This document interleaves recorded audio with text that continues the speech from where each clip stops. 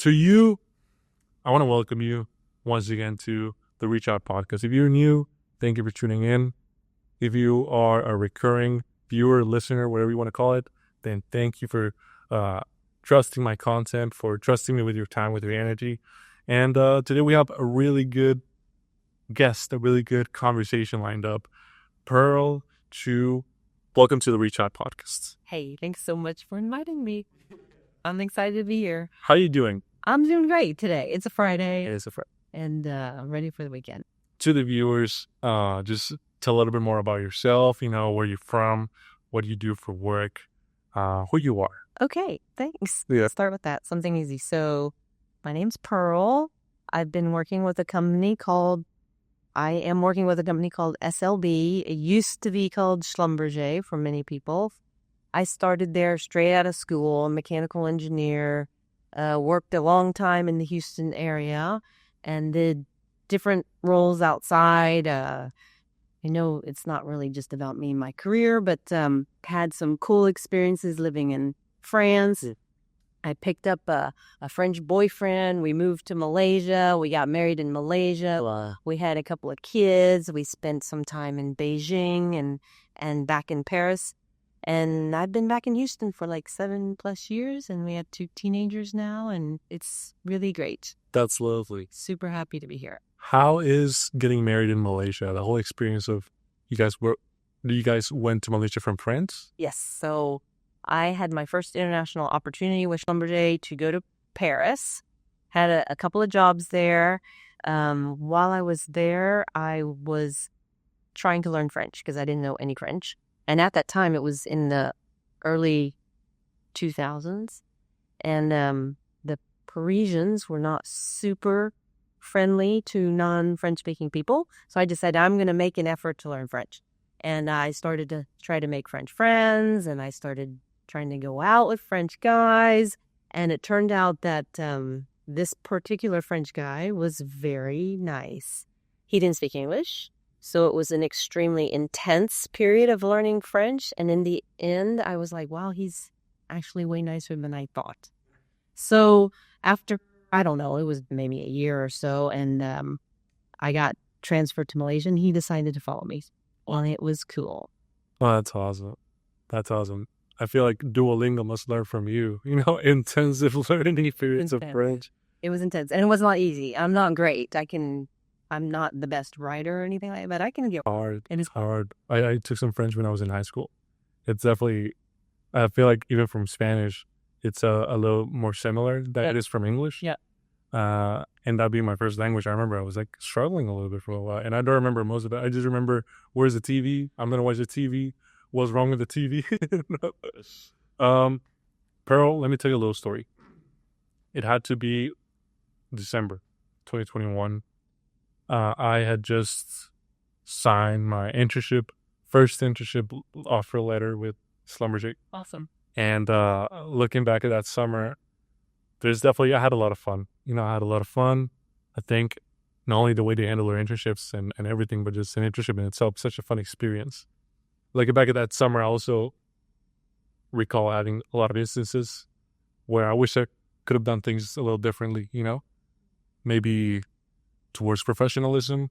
I mean, I was maybe 19 and be a little bit more intentional. Well, 19 is young. Yeah. I got to be honest, and I have to confess, I hadn't really thought about my first internship and how things went down at that moment until I saw you speaking that panel where we met in the Energy Supply Chain Conference.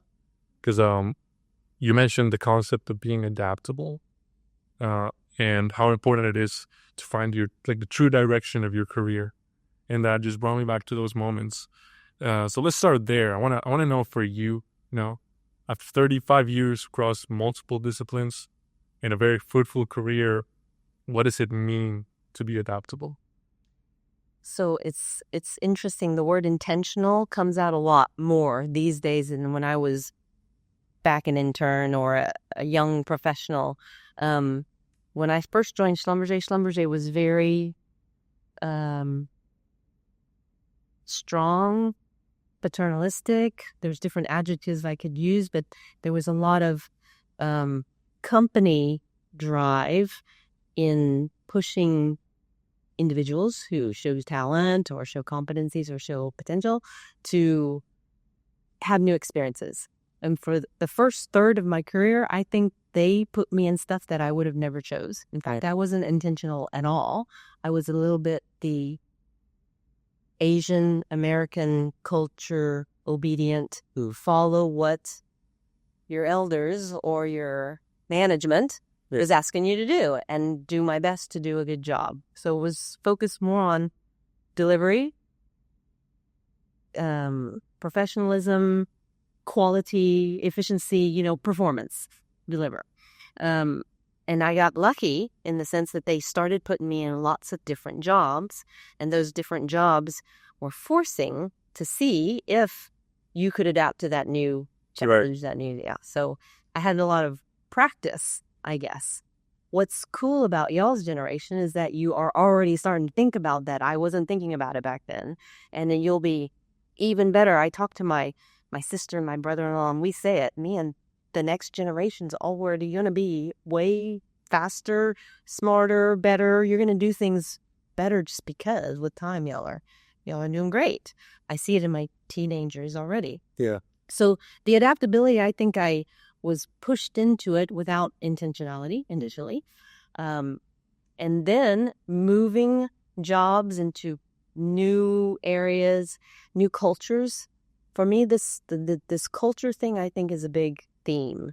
Is when I moved to Paris, wow, it was so different from being in the U.S.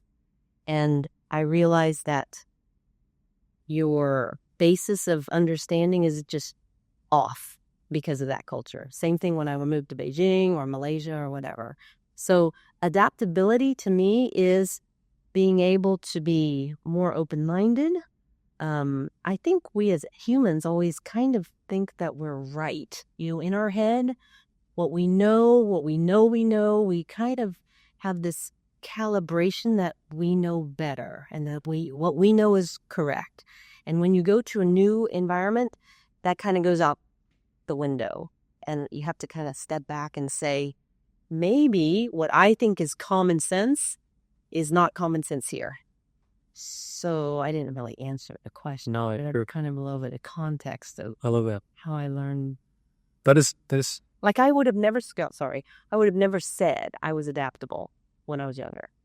I think I learned how to be just based on what I lived through. So like the circumstances you were put into, they force you to become adaptable. Yes. To succeed.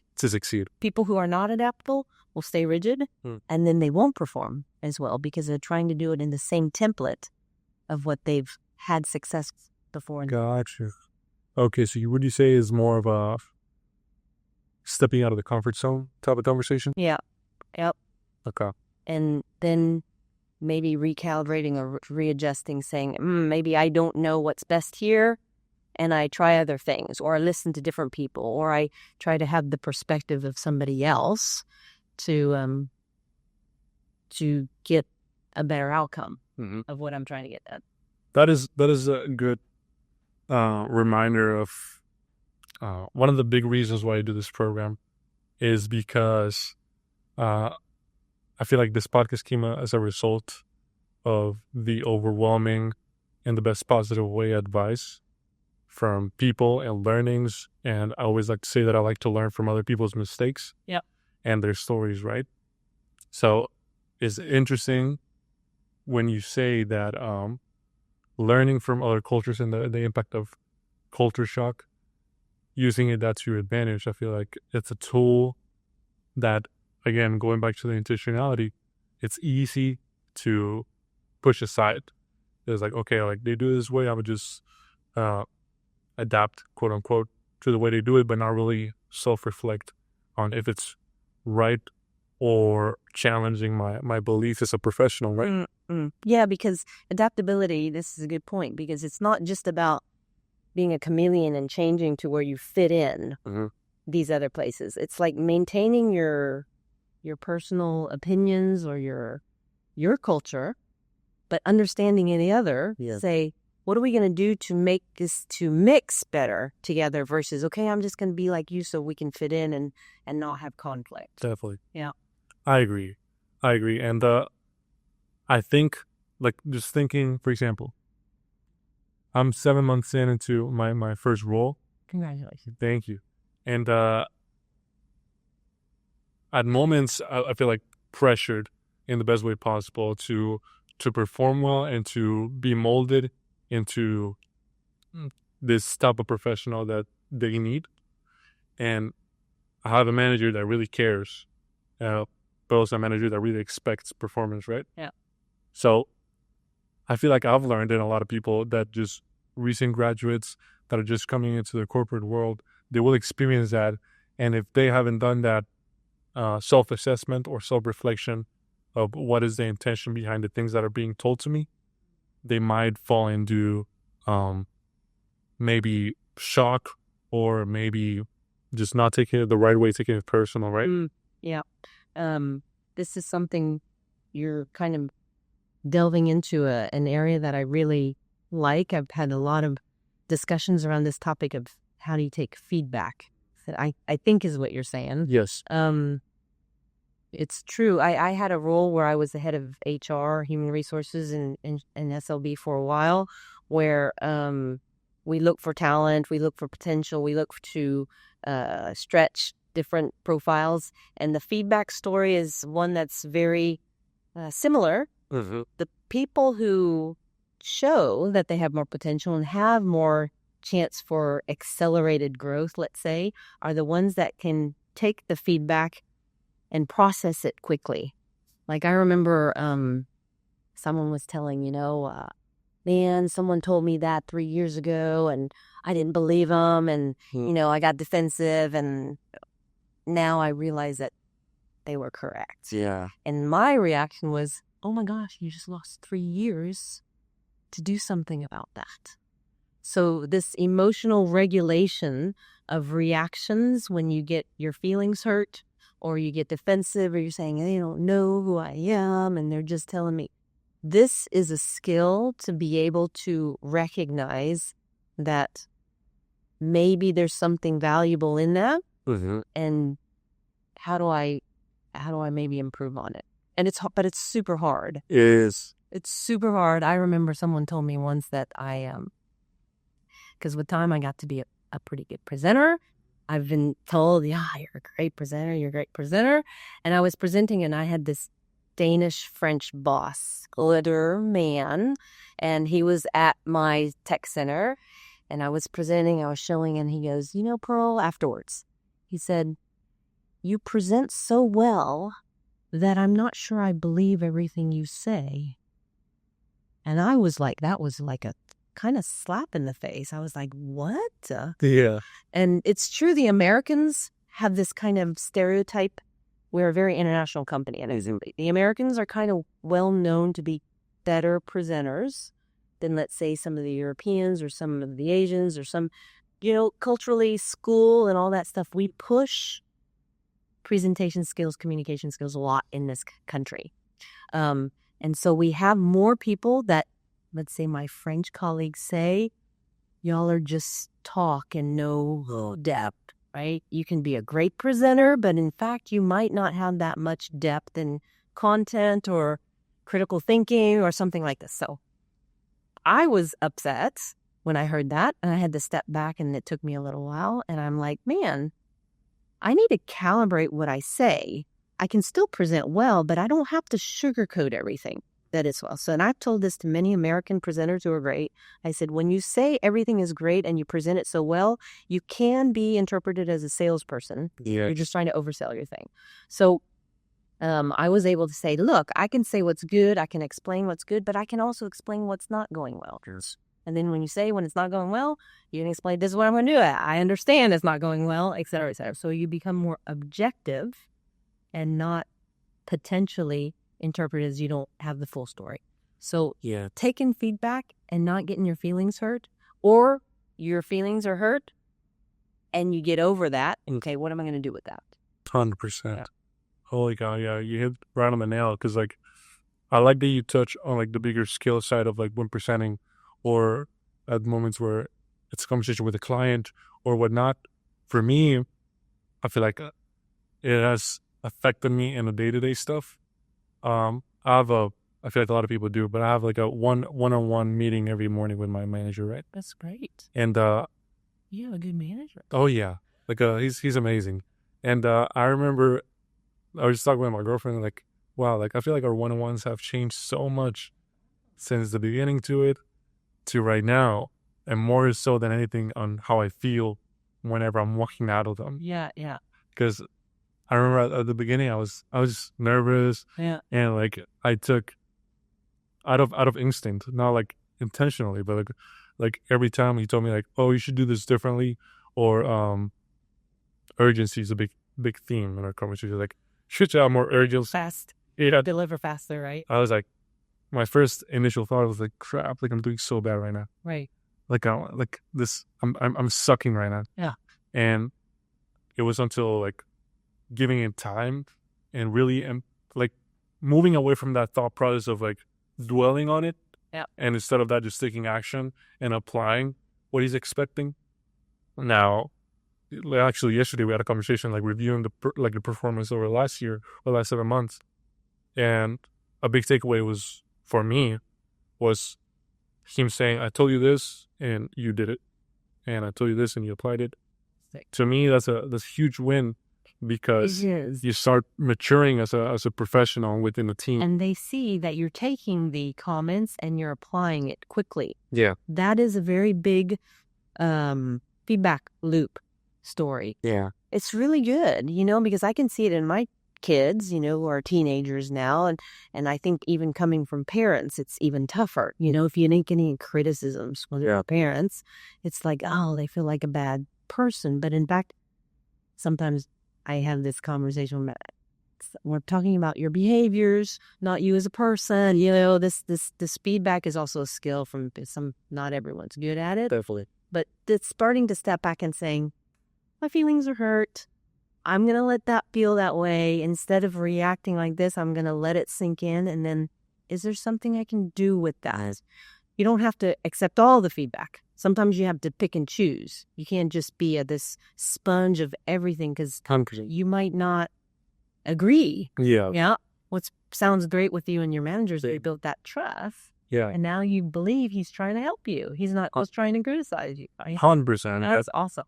Thank you. And I feel like that is things that you learn as you go, right? Pearl, I want to ask you. You touched in the beginning how part of your career was based out of here in Texas. Yeah. You grew up in Houston, right? Yes. Graduated with a bachelor's and a master's degree in mechanical engineering, Texas A&M and Georgia Tech. Yes. And even for the first 11 years of your career, you lived here in Houston. Correct. While in the engineering and in the ops field. But then, as you mentioned, in 2001, you took off to Paris and you worked in the marketing department, marketing area.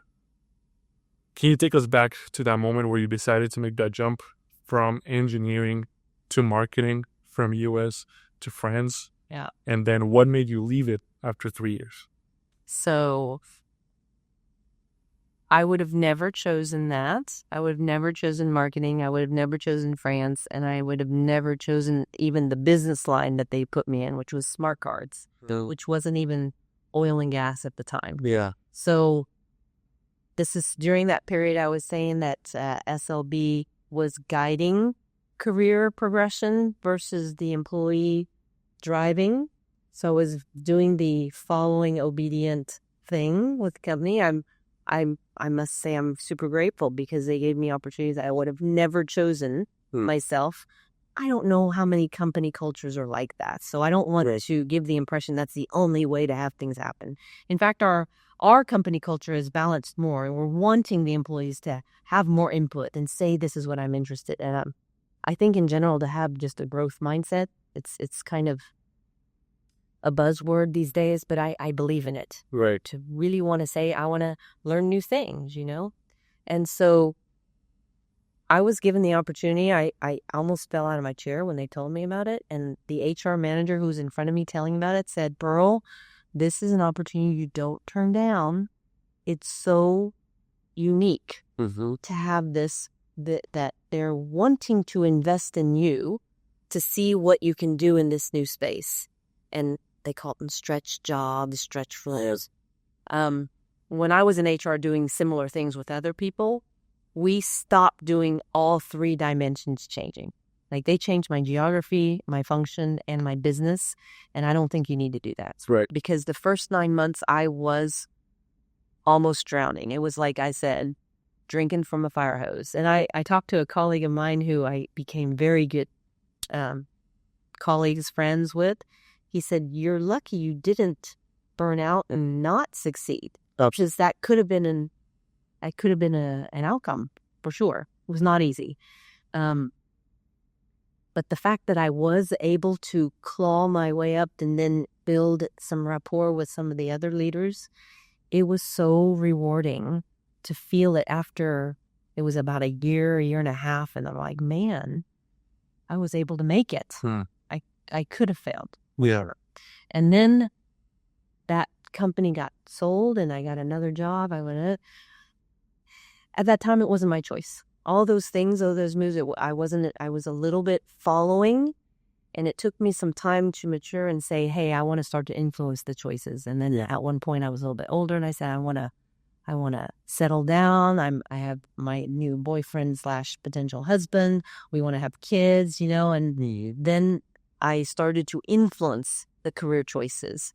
And I wanted to be back in technology. And I didn't really say I had to be in the U.S., but to be clear what you want and don't want, or what's flexible and what's not, is a great thing to be able to say maturely and not put people off, that you're not just being over obedient. Right. Yeah.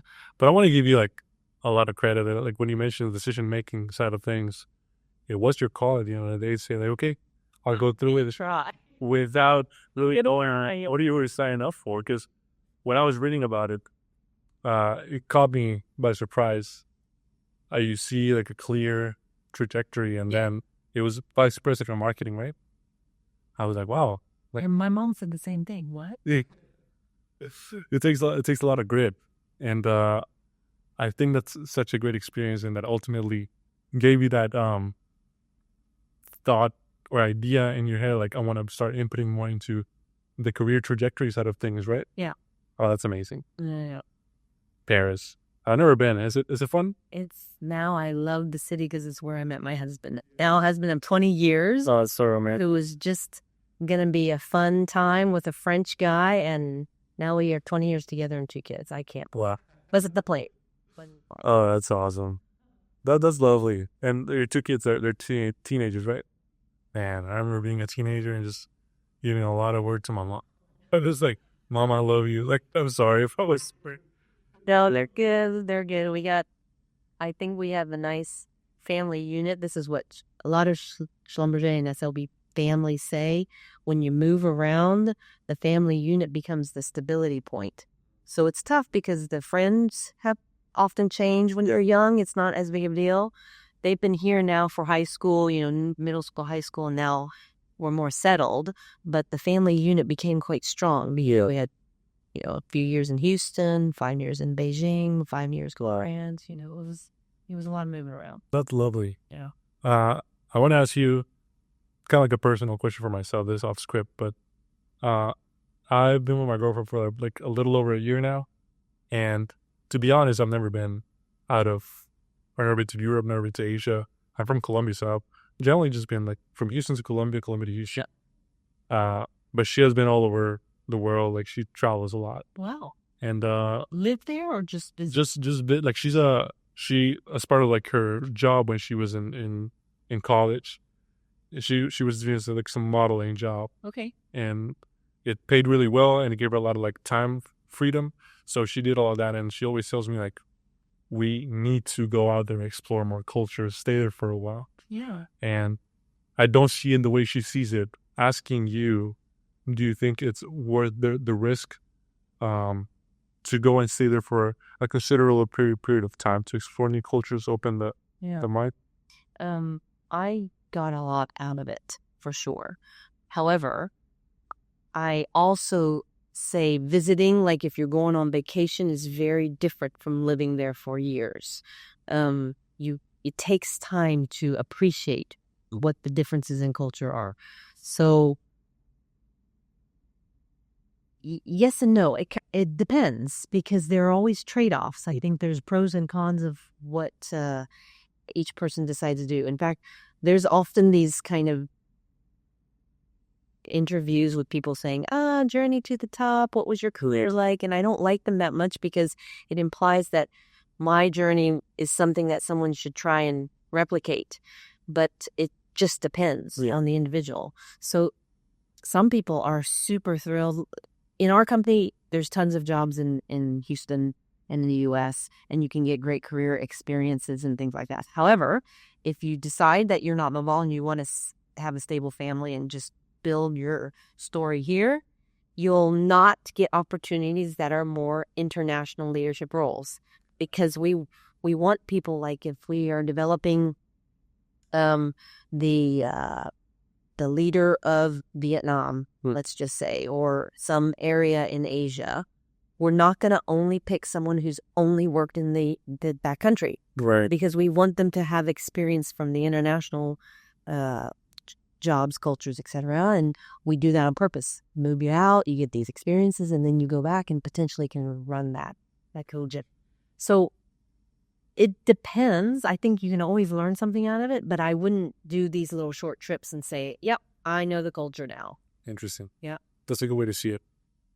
Pearl, let's shift real quick into this concept that I had never really heard before until you started talking about it in that panel, in that conference, the rule of thirds.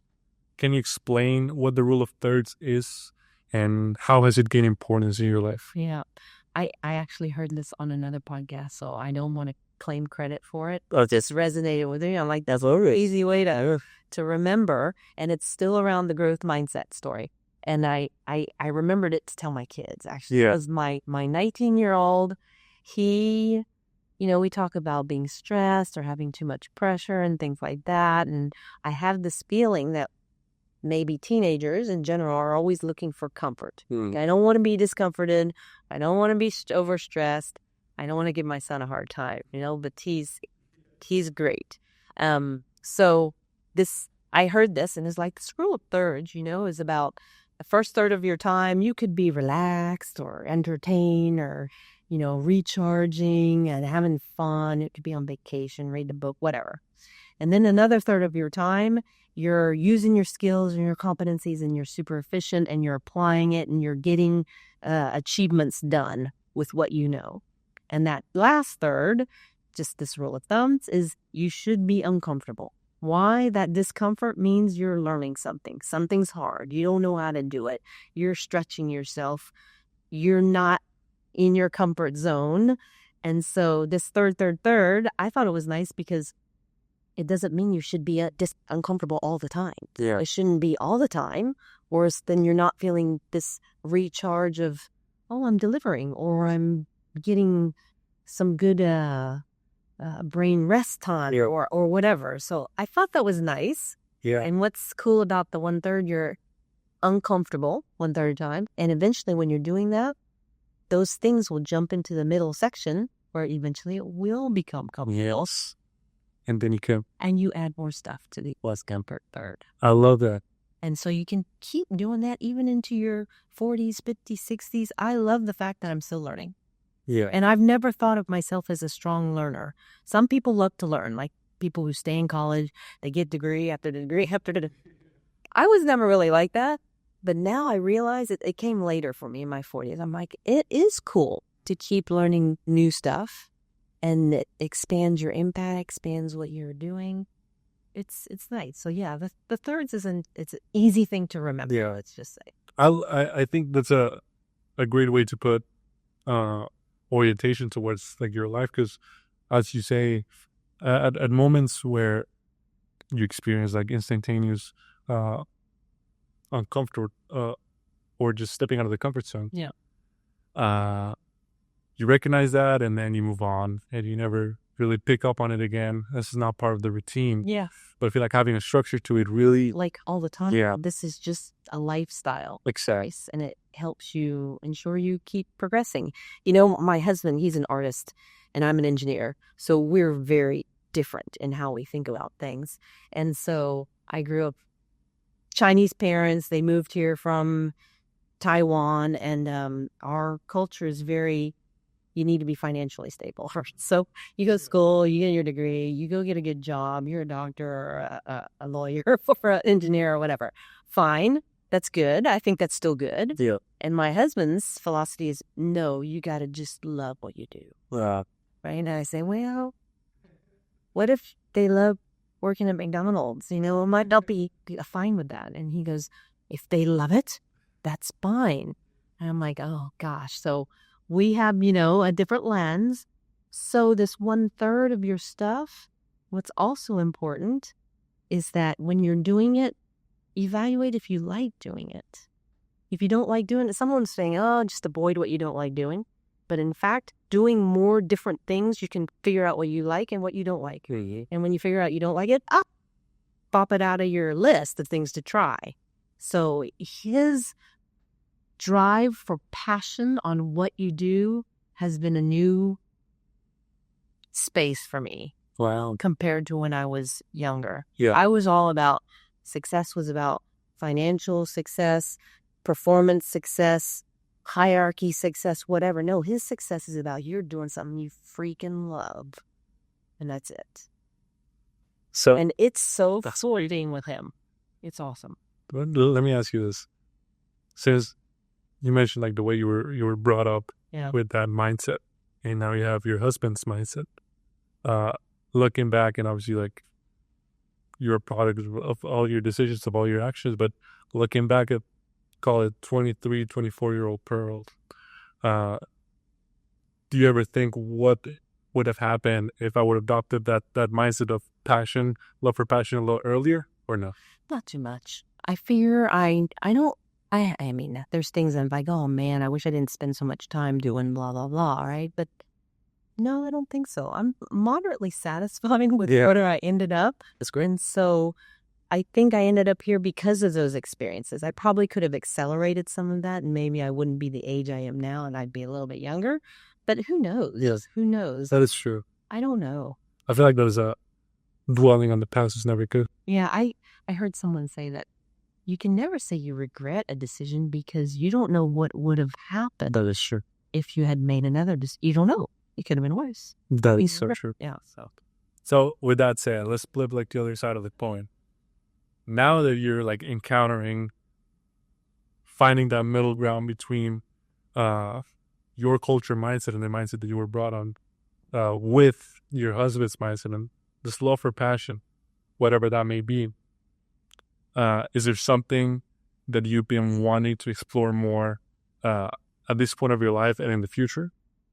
You know, I think this realization with him, or living with him for 20 years now, has slowly just been influencing where I spend my energy. Mm-hmm. Where I spend my energy, because why I said yes to you is because I like doing this stuff too. I think I enjoy having an impact on more people in a positive way. Same thing. We have kind of the same desired outcomes of doing this. And it makes me feel good. I'm like, have people's like, wow, that's cool. I really want to learn more from you.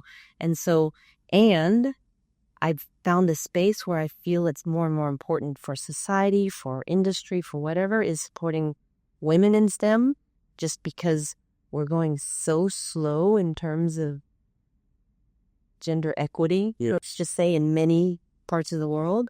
And it's not just gender, but it happens to be the thing that I look at because I am a woman and I can understand that.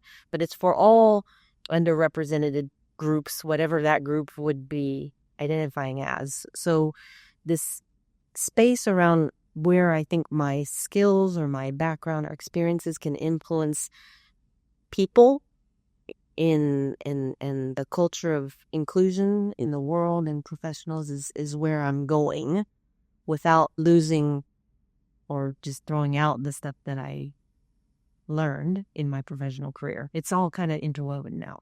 I really like that you mentioned that. And it's really inspiring to see that being part of the goal, that being part of the passion now. Yeah. Because it speaks so highly of you and helping other people. Because, as I always say, I feel like there's always this desire to help the crowd, to help other people, and that is something that you and I share, I believe. Good that you mentioned the role of diversity in your career, and something that I saw in one of the other interviews that you have done, and a really cool concept of whenever you're in a room, celebrating the people that don't really think the same as you do. Yeah. Right? Yeah. When did that start applying to your career and to your personal life? Yeah, you ask these questions, and I never have kind of this one pivot point. There's no moment in time. I think they're all just little, that end up building it more and more. And that final statement of saying, celebrating someone who's not like you, as I learned more, I did some, trainings or activities around DEI and diversity, equity, and inclusion, and having these realizations that people don't understand what it's like to be another person. Right. Right. For example, I was in a DEI session with online through COVID with all these different people who were passionate about DEI. And so it's the people who cared about it. It's not just people who were unaware. And they put us into these small breakouts. And and they said, give a little story about when you felt like an outsider or you felt like you were an other. And I was taking a few notes saying, okay, I have all these stories. I wonder which one I'm going to say. And I was there with 3 other men, and 2 of them were from Canada, and they were Caucasian. And I said, hey, can someone else start, because I'm not sure which one I want to say? And the one guy said, I don't know. I can't think of anything. And I flipped out. I was like, you can't think of one thing ever in your life? I couldn't believe it. And the other white guy, excuse me, said the same. He said, I'm struggling to think of something. I'm like, oh my God, they really have no clue what it feels like to be a minority. They have no clue. And they were people who cared about DEI. Imagine that. Yeah. Imagine that all the other people who don't care about it, they don't even care to try to understand what someone might feel like. So I was writing down, I have 100 stories. In fact, it made me think this was one pivotal moment. I said, wow, everyone that I deal with almost is never an Asian American woman in the oil industry. I've always been a minority wherever I am. When I went to Paris, I was a woman marketing person, American. They didn't like Americans there. When I went to Malaysia, I looked like a Malaysian, but I was an American Chinese person who they thought was the Malaysian local girlfriend of the French guy. When I went to Beijing, I was not really Chinese. So anywhere I was a minority. So I think this lack of understanding what it feels like to be an outsider is a huge barrier for true inclusion. Really huge barrier. So if I can help a small group of people to elevate themselves in that space, I think it's a win. But we're not even close to having true equity. I gotta say though, when I was in Schlumberger, I some way or form, I worked in 2 different departments within supply chain, but my superior was always, or some type of superior was always, an Asian American woman. Oh, yeah? Yeah. Nargis. And I know her. yeah, do you know her? Yeah. Nargis is great. And shout out to Nargis if you're listening to this, because your support has always been super, super valuable to me. And Yinting, she was in the sourcing department, well, the MRO department as well. And they were always amazing to me. So, Schlumberger, you're doing We do have a lot of diversity, nationality, diversity, whatever. We have different lenses where we're less diverse because we have a strong culture, but it's okay. It's complicated. But Yeah, definitely. Pearl, you wrote this article about a year and a half ago on the need to create alternative, fulfilling career paths outside of people management, outside of that familiar pattern, obvious pattern of, hey, you're really good at what you're doing. Let me reward you by just taking care of more people. You know what I mean? And while the article was focused primarily on the technical side of employment, it really made me question and brought that like broader question to me of beyond titles, beyond the formal obvious progression, what is the right way to discover and direction our own version of success? Like, from your perspective, what is the right way for someone to define success for themselves early on? Yeah, early on, even tougher. Because I think when I was in your chapter of young professional, I didn't know what success was either. In fact, this question reminds me of a session that I had with a good friend of mine. She talked about purpose. So I think I would answer around that is start to evaluate what drives you, what jazzes you, like the fact that you've chosen to do this, that will evolve. I don't think you'll be doing this 10 years from now. It might be an evolution of this because you'll figure out what you're trying to really get out of it for you and for others. Maybe you'll be doing that, but purpose is often something that is outside of yourself. How are you having an impact externally? And it might be too early when you're young, because my purpose when I was in that chapter was I needed to make money. I was in debt. It's internally focused. Yeah. And I think that's okay.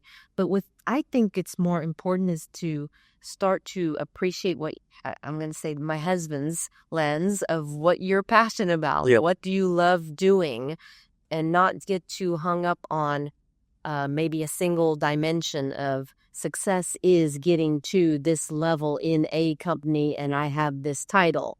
Because I've heard many people in my generation or even just after mine is that I got there and then I didn't know what to do.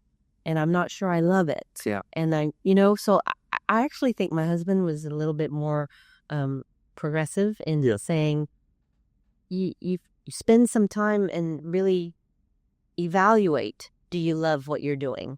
And if you don't, how do you start to adapt? Some kids say, okay, I'm stopping the engineering and I'm going to go into blah, blah, blah, because I actually hate all those classes, but I thought engineering was a good career because it will, be safe. So I think it's taking some stock of what really makes you feel good. That is true. Yeah. I love that approach, and I think you're completely right. Pearl, before we head into the last question of the interview, which is my favorite question. Oh, your favorite. I want to thank you for accepting the invitation to come and talk to me. I like to see and to hear and to talk to people where we have very similar missions, very similar passions. And I want to ask you straightforward, just what makes you happy? So I think it's a mix of things. It's a lot around I really am big on relationships. I don't have a lot of friends. I have a smaller group of friends. My family's super important to me. So relationships, that could be relationships like my husband and my kids, my family, whatever. It's also relationships at work. So we didn't talk about networking, but having those really strong ones that you can go to that person, really trust what they're going to say and it's to rely on each other. Relationships are a big deal for me. I think career success and having impact and purpose and all that stuff is great, but I did all that to have comfort in life and be able to not worry about finances and things like that. Yeah. And but I would choose relationships and family and friends over career success, Definitely. Oh, yes. So I love that answer. And I think it is something to always keep in the back of the mind of nurturing those relationships and taking care of your people. So, again, thank you, Pearl. Thank you so much. To all of you guys, thank you for listening in, and I'll see you guys in the next one. Bye. Sweet, I'm so tired of